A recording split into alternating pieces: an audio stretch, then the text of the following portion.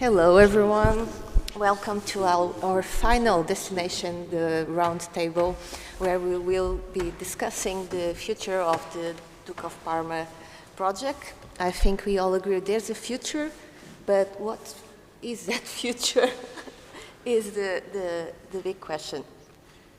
I think we all also agree there's a lot of work to be done before thinking more clearly about an edition, right, Geronimo?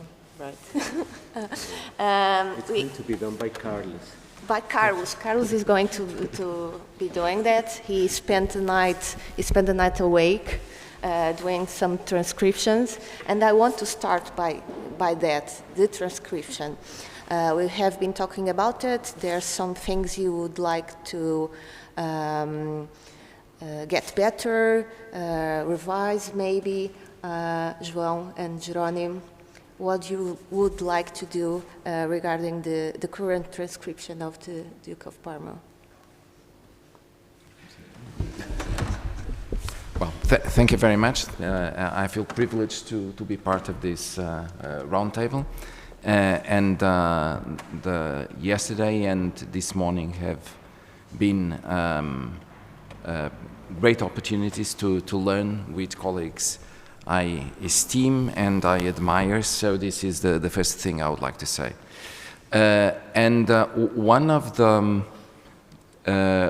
of the results of this 1 day and a half conference is the promise, and I think this is a very good promise, of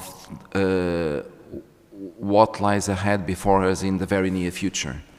To the extent that we have been witnessing for the past day and this morning real moments of cross-fertilization when we consider the different approaches to the same corpus and to common challenges. And this applies evidently to transcription issues, but it goes, the effects are more ample than the discussion of certain instances of the transcription. For me, it has been a real pleasure, for instance, to listen to the papers by colleagues who, as the saying goes, come from another planet, and look at this from the perspective of a literary scholar, a Shakespearean scholar, and so forth. And that is, in one way, this pays justice to the vision of the manager and the designer of the project, Enrico Martinez, because right from the start, this should not be restricted to an editorial project, but to something more ambitious than an editorial project, regardless of the fact that we all agree on that. Editing is interpreting, and so forth.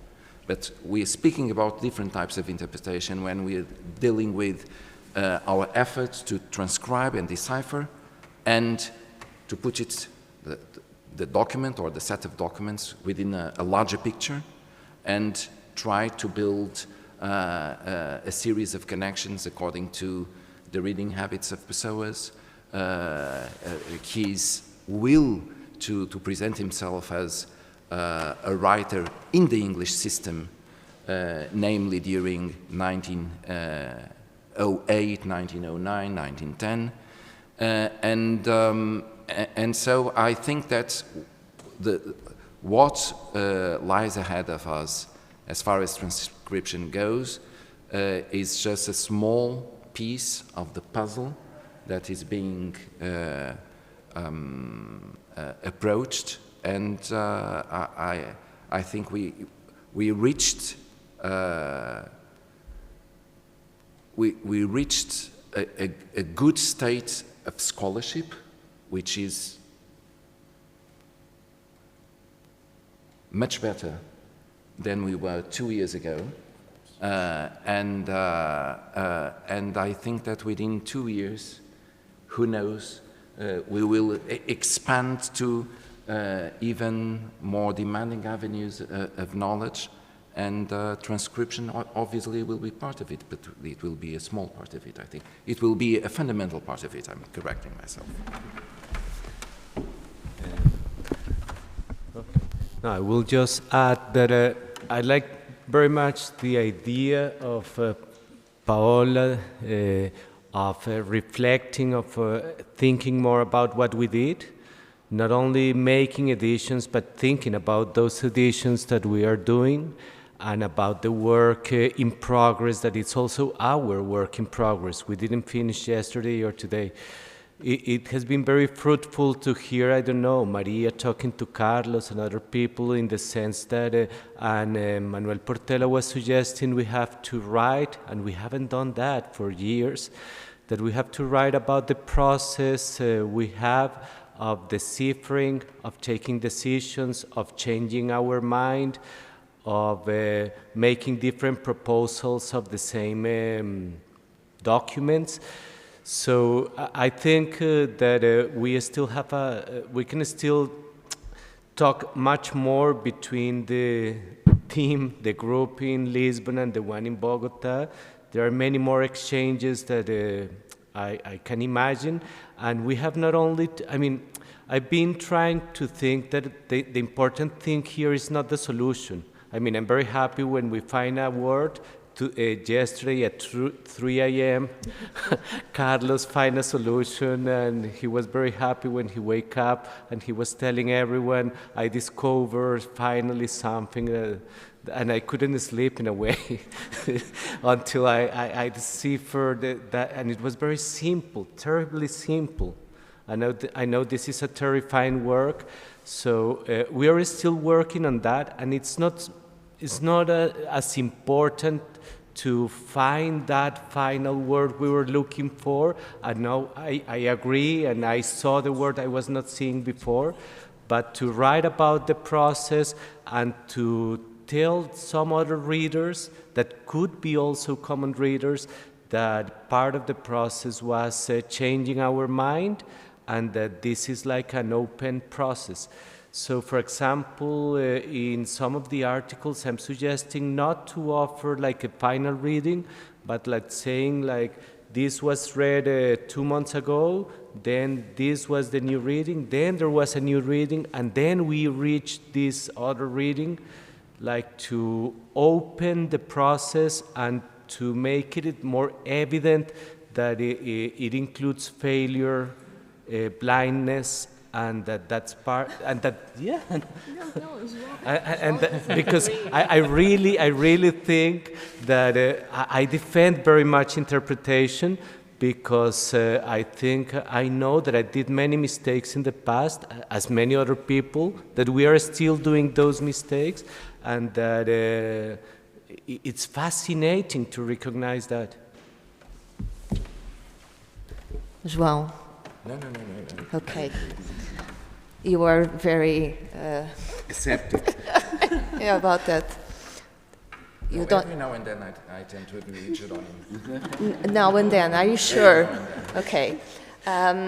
So would you like to write about that process and make it available to other people, like incorporating it in the website?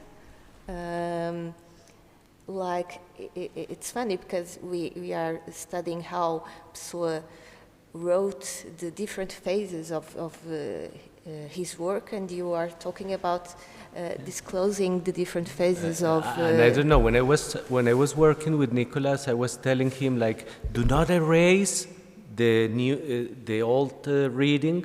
Please keep a track of the old reading, because I don't want to remember only like the last reading we did together. And we try to keep a track of the first reading we did 6 months ago and the one we did in January. And I don't know if in Lisbon you did something similar, and you did...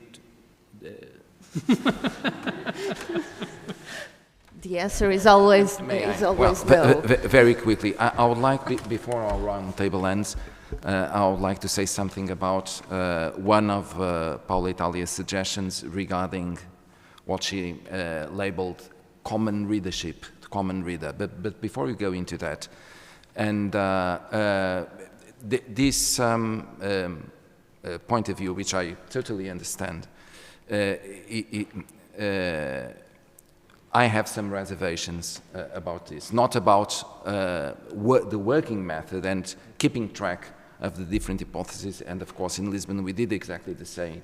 I kept asking Maria not to do away with the first version of the reading and the second version and the third version. But here, I try, or I tend to draw a very clear line between what is public and what is private or corporate. My view is that what is happening within the team should be kept in the team in Las Vegas, etc. Okay, and what is public is public, and I'm totally in favor of, once we decide, okay, this is good enough to be shared with the readership, if later on it is subject to a process of revision and we reach another possibility, because we think that possibility is much better than the first one. If we go public, then we go public and we can share with the audience, with the readership. Before this, there was a first public version of our effort, and it was this. But really to share all our hypotheses, I mean, this can be a very entertaining circus, but it could be not as entertaining as we can think of. So this is the line I try to draw between our two views. Yeah. Maybe we can sell it as a reality show. No, and again, Rita was absolutely right when she was pointing.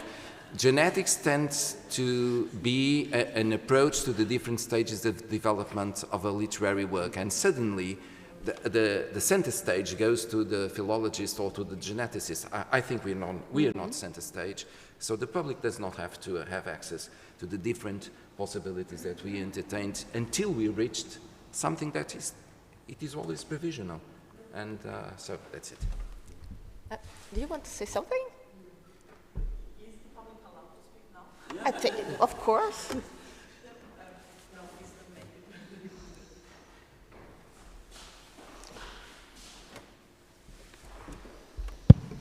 Just adapt. Sorry, it's just adapt. So don't you find it useful from a public point of view that the readers also know that what is on the page is not definitive nor obvious, nor that it's a construction, it's an interpretation? I think it's very interesting that the public itself knows the whole process actually, and this can be a part of the work and a part of the product. A separate one, maybe, I don't know. No, and if we have a collaborative edition, or if we are going to ask other people to collaborate in the readings, maybe they want to know that we also failed. No, the notion of failure and editorial failure, I think, is important for any readership.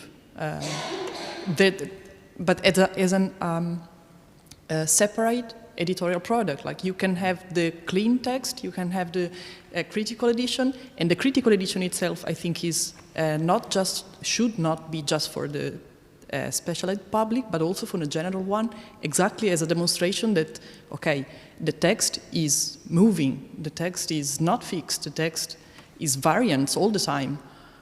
Because the general public doesn't have this idea. And I think that Manuel Portela was planning to do something similar in the case of Disquiet, but they didn't reach that point. The fact itself that we all have like many editions and so on is itself important. So I think the Disquiet has that kind of representation of different editions, as you mentioned. But earlier on, when I suggested that it would be useful for us to share that moment when we were making this reading, and then through some kind of reasoning, some kind of observation, some kind of comparison, we move from this reading to this other reading, which is closer to what is accurate, this process, I think, should be described for the experts, not for everyone. But we should, for instance, what Carlos was mentioning about how he came about the reading last night, no? That is really useful information, no? Because it gives you a way of thinking about possibilities of tracking the the calligraphy, the writing, the spelling, the rhythm, so all sorts of combinations of elements that allow us to make a very good guess when something seems illegible. And I think making that process explicit, so, and even representing errors, no? We made this wrong reading because of, we were making this association, no? And now we realize this is not passado, this is pecado, this is not, so like the example was mentioned yesterday, I think just making that information available is a learning experience for whoever is learning to read difficult to read manuscripts. She spoke about the general public, and Paul also spoke about that. But should we be thinking about the general public, Enrico, when transcribing and editing the Duke of Parma? We can also think to the general public, but after we accumulate knowledge on the text, on the manuscripts. That's what we have done so far, and we can continue doing so until we reach the point where we can, and I thank Simone for his work and the paths he showed, we can put the fragments in a plausible order according to the plot, as he showed. And that could be as far we can go toward an edition of the work. Not filling the gaps, of course, but offering something readable. Why not? I think we can get there. What I think this conference has showed that this research group should not disperse, even if the money is finished. But we have an ongoing project, Carlotta project, so the Duke of Parma will go on, this research group will go on, and we will have maybe another conference in 2 years. Keep on accumulating knowledge, which allows us to see different paths, different lines of work. I would follow this direction. You have been working with the English influences of Fernando Pessoa. How do you think they can help us to understand better what this play is? What this thing is. What this thing may be. I'll go back to, I had prepared just a few points, so I'll just very, very briefly, things that we have worked on with Alessandra as well. So, again, maybe in the perspective of what Enrico was saying and accumulating more knowledge, but also working possibly towards a text that can be read. So from our point of view, it would be very important to, as we were trying to do today as well, to put this play in relationship to sort of English Renaissance text, but also never forget the dialected with Neo-Renaissance works from the 19th century. It's something that I tried to sketch out in that first piece. Then another suggestion is, at a certain point, we should have the eyes of people from English literature on this, going all the way through, because already with Alessandra we were noticing that ought had been transcribed where in fact ought with an A should have been the right word that made sense. But then, of course, we know that there are uncertainties about is it an A, is it an O. So really working together on this.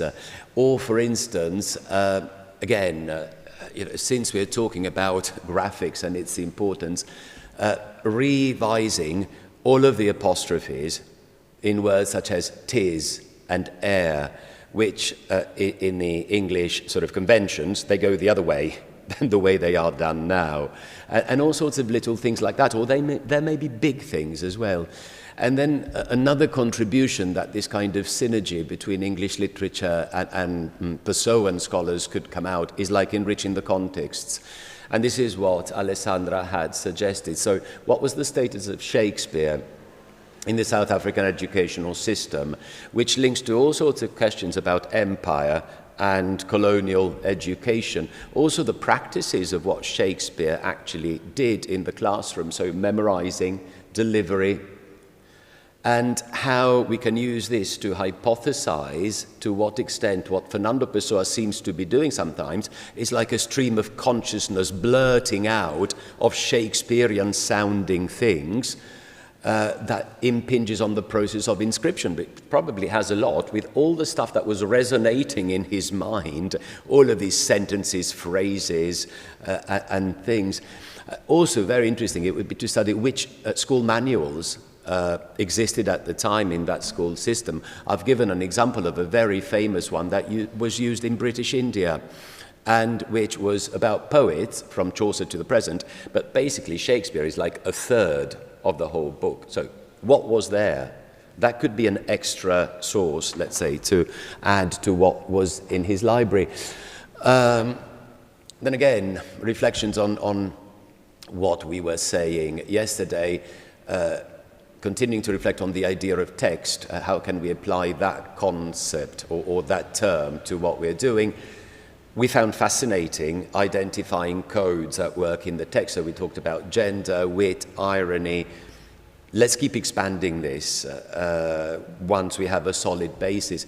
And then possibly two suggestions, again, for thinking about this object.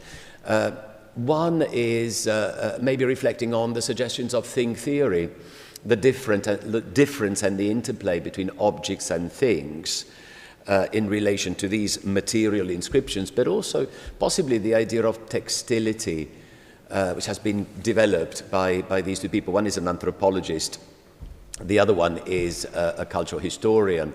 So the idea of making as a process in which, as in weaving, and we were talking a lot about the idea of the text and textuality, the warp and weft are not bound and fixed, but in constant motion. So the result, the text or textile, is a living structure and an ongoing process, which at a certain point, however, as we said, we might want to fix in a definite pattern. And then finally, I'm not sure if you're familiar with this novel of 1969. It's called The Novel in a Box. B.S. Johnson wrote a novel divided into 42 chapters because this was the age at which one of his best friends died of cancer. And so he decided to represent all of this in a novel, The Unfortunates, where he says, this is the first chapter, this is the last. All the other chapters you can scramble and read in any kind of order and create your own interconnections. I think maybe at the moment, and this made me think of our two envelopes, of our two jiffy bags. At the moment we are at this stage, but it doesn't have to be the stage where we stop necessarily. By the way, it's one of those mad experimental 1960s novels that, however, works as a kind of reading experience. So these were, I don't know, some suggestions for going forward. Oh, I think that Pessoa's education in South Africa has not been really studied in relation to his work. And I think that it's very important to do that when we are dealing with his English works and his English theater, not only the Duke of Parma. Yeah. Do you have any thoughts on that? Sorry, I didn't hear the first part. Oh, sorry. I was saying that everybody knows that Pessoa was raised in South Africa and he had an English education, but there's not a lot of work done regarding his English influence in his texts, especially the English ones.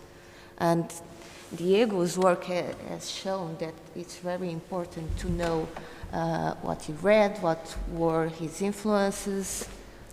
Yeah, of course, in the original project, which was submitted, we thought exactly of that, studying the private library and having an English scholar to help us with the transcription also. It was in the original idea. It was not practically realized, but that was the idea, so why not going on, continuing that in that sense? Simone. Your turn. The last one. You talked about organization and looking for a text.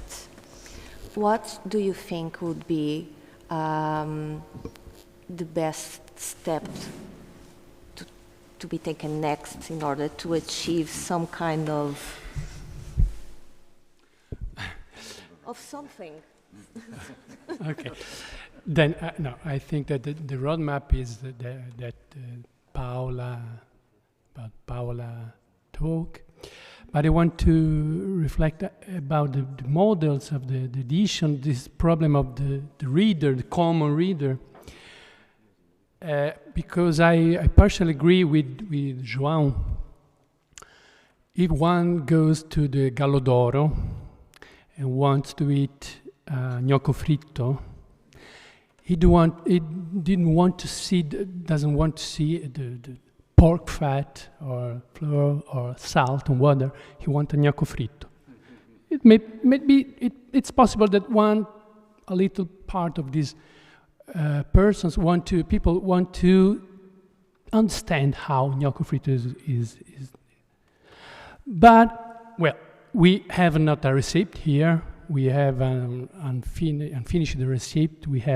But I think that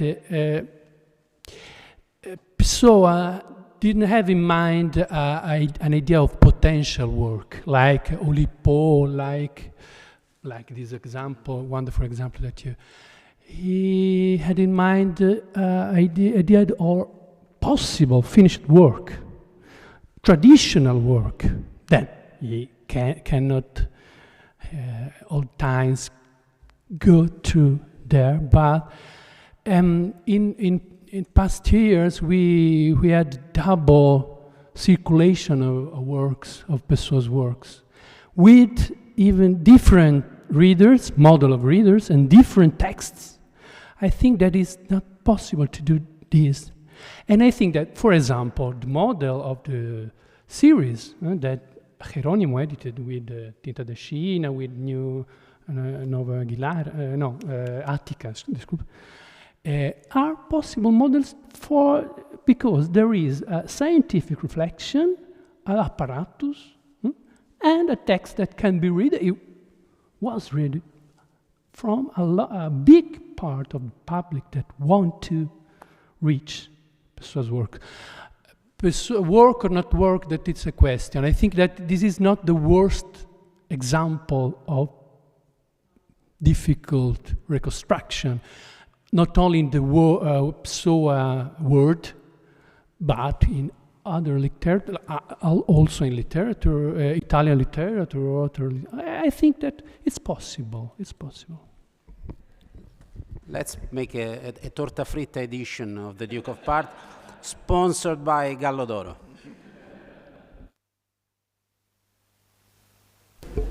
But you spoke about Jerónimo's editions, but do you think it is possible to have the Duke of Parma in a book form?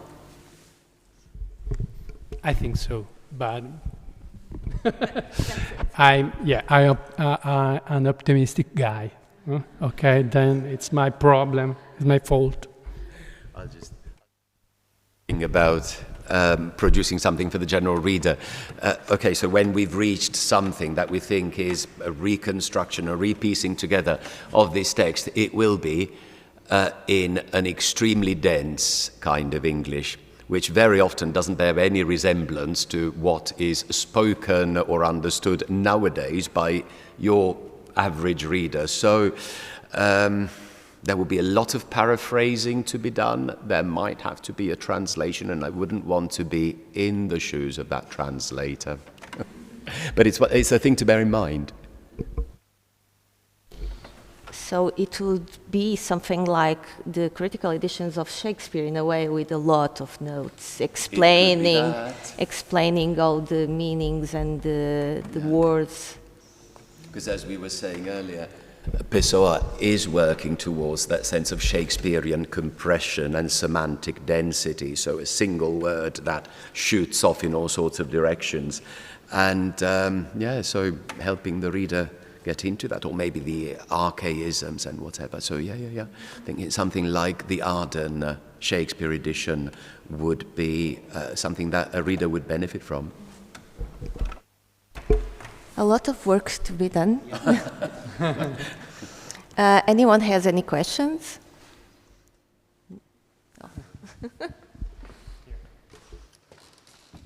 Well, I have a suggestion for the coordinator of the archive based on what I've been hearing yesterday and today.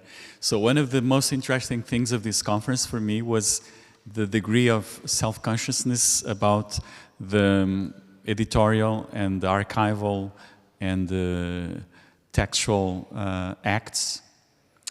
And I think that we are not explicit enough about what we do, about the way we produce knowledge, about epistemologies that are the basis of the ways in which we try to establish the authority of texts.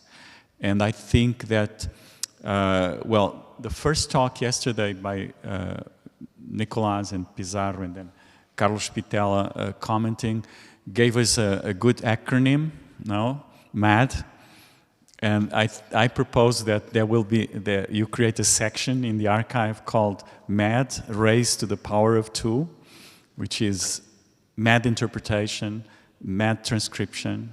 So the idea would be for all of the process of transcribing, all of the process of making decisions about the transcription, but also about the interpretation. Because I think what Carlotta and others have done when trying to read, transcribe and read the text and make some sense of the fragments, all of that can be made more explicit as a method, as a process of establishing the authority of the knowledge that we are producing. So validating the knowledge that we are producing. And I think that is crucial for a more self-critical understanding of what we do as textual scholars. I totally agree, and I thank you for the suggestion. I think that's one of the paths to follow, definitely.